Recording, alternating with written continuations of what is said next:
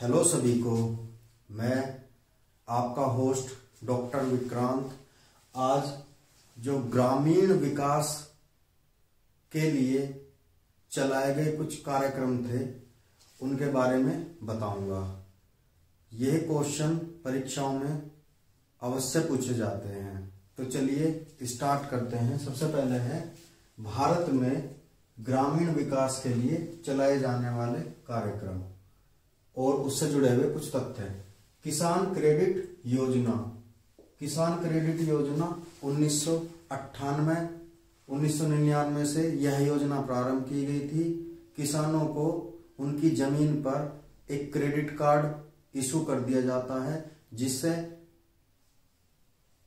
किसान व्यक्ति बैंक के माध्यम से लोन लेता है और साल के अंदर अंदर उस लोन को जमा करना होता है। लेकिन इतनी फैसिलिटी प्रदान की गई है कि अगले दिन दोबारा से वो उसको रिन्यू करवा सकता है या दोबारा से भुगतान प्राप्त कर सकता है। इसके बाद है राष्ट्रीय कृषि बीमा योजना।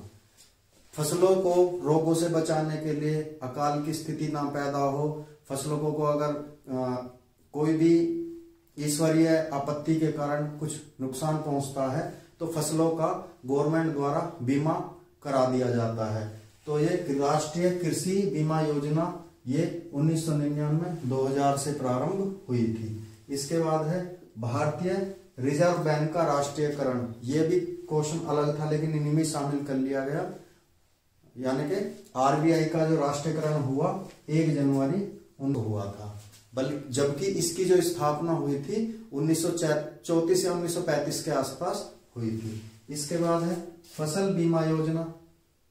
ये भी जो है फसलों का बीमा योजना, ये सरकार द्वारा प्रारंभ की गई योजना थी। ये अप्रैल 1985 में प्रारंभ हुई थी। इसके बाद है राष्ट्रीय कृषि विकास योजना।